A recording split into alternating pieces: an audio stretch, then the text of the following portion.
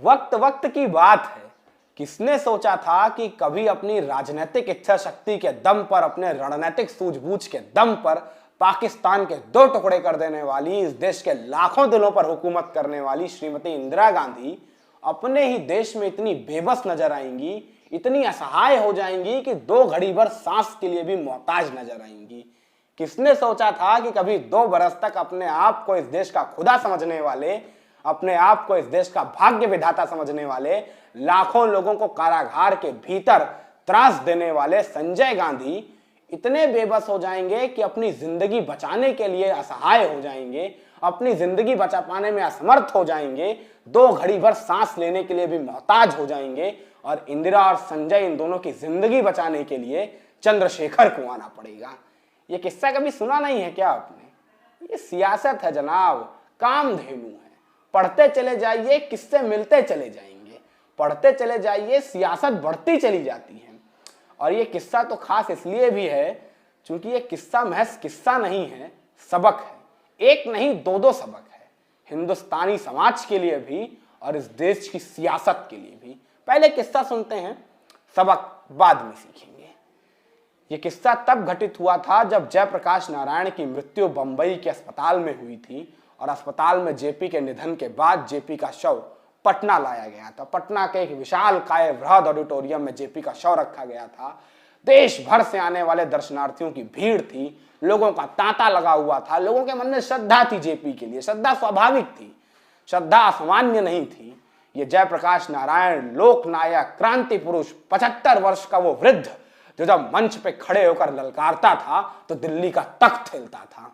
इंदिरा की दमनकारी क्रूर नीतियों के सामने जब तमाम विपक्षी घेरेबंदी धराशायी हो चुकी थी, तब इसी 75 वर्षीय वृद्ध ने मंच से हुंकार भरी थी और इस देश के लाखों लाख युवा इस एक बूढ़े के साथ चलने के लिए तैयार हो गए थे, जिसके बारे में आपातकाल के दौरान दुष्यंत कुमार ने लिखा था कि एक बूढ़ा आदमी है या कहें कि यूं, इस अंधेरी कोठरी में एक रोशनदान है।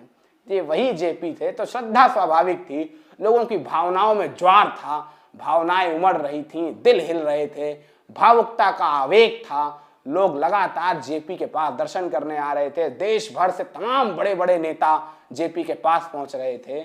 ऐसे में इंदिरा गांधी और संजय गांधी ने भी तय किया कि वो जेपी से मिलने जाएंगे, यानी जेपी के शव को देखने जाएंगे। जेपी से मिल तो वो पहले भी चुके थे, मिलने के बाद किया क्या था ये सभी जानते हैं। कभी इंदिरा और जेपी के उन रिश्तों के बारे में भी बाद में बात करूंगा।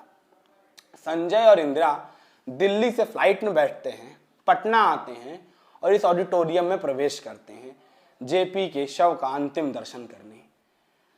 महाशय, जैसे संजय गांधी उस ऑडिटोरियम में दाखिल होते हैं, तांडव होने लगता है। आसपास खड़े तमाम लोग, जितने आम व्यक्ति जेपी के दर्शन करने आए थे, सब में ऐसी कानाफूसी होने लगती। देखो संजय गांधी, देखो इंदिरा गांधी, संजय गांधी, इंदिरा गांधी।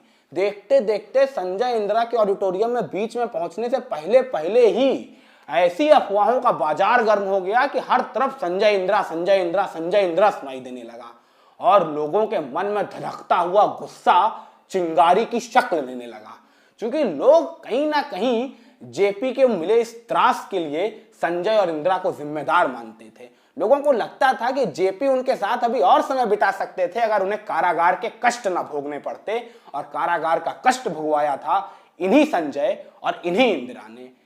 यकीन नहीं होता है कि विख्यात से कुख्यात तक का सफर महज 2 वर्ष का था।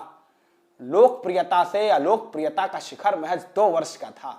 सबक बाद में। खैर, इंदिरा और संजय को देखते ही पूरा ऑडिटोरियम संजय और इंदिरा की तरफ बरस पड़ा। लोगों के जमघट संजय और इंदिरा के पास आने लगे। देखते ही देखते मारपीट जैसी स्थिति बन गई। संजय और इंदिरा को समझ नहीं आ रहा था निकले कैसे, क्योंकि पीछे भी लोग, आगे भी लोग, हर तरफ से खचाखच भरी भीड़, और भीड़ बेहद आक्रामक थी। उस समय वहां पर खड़े कई वरिष्ठ पत्रकारों ने आगे जाकर अपने संस्मरणों में दर्ज किया है कि यकीनन भीड़ इंदिरा और संजय को मारने के लिए आ रही थी। उस दिन कुछ भी अनहोनी घट सकती थी, क्योंकि स्थिति अराजक हो चुकी थी, माहौल में अराजकता आ चुकी थी। संजय और इंदिरा अपने आप को बेबस महसूस कर रहे थे, क्योंकि लोगों की भीड़ लगातार आक्रामक रुख अख्तियार कर रही थी। किसी भी वक्त संजय और इंदिरा पे हमला हो सकता था, लेकिन तभी भला हो चंद्रशेखर का जो वहीं खड़े हुए थे और इस पूरे पस मंजर को अपने पास खड़े देख रहे थे। चंद्रशेखर मौके की नजाकत भांपते हुए, दौड़ते हुए, भागते हुए संजय और इंदिरा के सामने आए और सामने आकर खड़े हो गए। लोगों की भीड़ ने चंद्रशेखर को हटाना चाहा। लोग कहने लगे, चंद्रशेखर जी आप हटिए, इन दोनों से हमें हिसाब लेना है। मगर चंद्रशेखर जोर से चिल्लाते हैं और उसके बाद लोगों को तितर बितर करते हैं। चंद्रशेखर जोर जोर से चिल्ला चिल्ला कर वहां बिना माइक के भाषण देते हैं कि जो भी हुआ है हो चुका है, इसके लिए आप किसी पर ऐसे अमर्यादित टिप्पणियां, ऐसी अमर्यादित आचरण किसी के साथ नहीं कर सकते हैं। मारपीट अच्छी नहीं है और ये जेपी को भी नहीं अच्छा लगेगा। कम से कम जेपी के अंतिम दर्शन के अवसर पर तो ऐसी अनहोनी मत ही करिए। जेपी का वास्ता देके चंद्रशेखर ने लोगों को रोका, तब जाके संजय और इंदिरा की सांस में सांस आई, वरना यह तय था कि उस दिन कुछ ना कुछ अनहोनी जरूर घटती। आगे जाकर कई वरिष्ठ पत्रकारों ने लिखा है कि अगर चंद्रशेखर उस दिन बीच में ना आते तो यकीनन एक बड़ी अनहोनी घट सकती थी।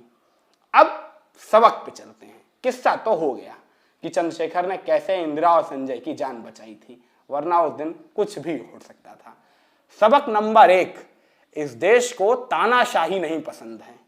लोकप्रियता के शिखर पर बैठी इंदिरा गांधी को भी अलोकप्रियता के गर्त में गाड़ दिया था इस देश ने, क्योंकि तानाशाही समाज को नहीं पसंद है। इसीलिए मैं कहता हूं किसी भी तानाशाह का इस मुल्क पे हुकूमत करना असंभव है, क्योंकि भारतीय समाज तानाशाही नहीं पसंद करता है। और मैं चाहता हूं कि समाज अपना ये गुण बचाए रखे। आप भी सत्ता से लगातार प्रश्न करते रहिए, क्योंकि तानाशाही का एक ही उत्तर होता है, सवाल। वो एक सवाल जो सत्ता के बनाए हुए पूरे मायाजाल को ध्वस्त कर सकता है। इसलिए सत्ता से सवाल पूछते रहिए, उनकी जिम्मेदारी तय करते रहिए, जवाबदेह बनाइए सत्ता को। और सबक नंबर 2, इस मुल्क की सियासत के लिए, बदले की भावना से नहीं चलती है इस मुल्क की सियासत। दुश्मनी जैसे शब्दों का इस मुल्क की सियासत में कोई वजूद नहीं है। इस मुल्क में सियासत समरसता, सहजता, एक दूसरे के साथ मिलकर काम करने से चलती है। चंद्रशेखर चाहते तो उस रोज बदला ले सकते थे इंदिरा से। चंद्रशेखर चाहते तो आपातकाल के दौरान उन पर किए गए अत्याचारों का एक एक हिसाब सूद समेत वापस ले सकते थे, उस अराजक भीड़ का हिस्सा बन सकते थे। मगर चंद्रशेखर ने ऐसा नहीं किया, मर्यादा निभाई, सहजता और समरसता के साथ भीड़ को भी किनारे किया, उस अराजकता को भी दूर किया। ये सबक है सियासत के लिए कि सियासत में अराजकता नहीं चलती है। विपक्ष और सत्ता एक दूसरे के साथ मिलकर, एक दूसरे को समझते हुए देश के विकास में योगदान दें, यही सियासत का उद्देश्य है और यही हमारे वीडियो का उद्देश्य है। कैसा लगा किस्सा? अच्छा लगा हो तो कमेंट सेक्शन में कमेंट करना मत भूलिएगा। चैनल को सब्सक्राइब करना मत भूलिएगा, जिससे ऐसे इंटरेस्टिंग पॉलिटिकल एनेक्डोट्स लगातार आप तक पहुंचते रहे।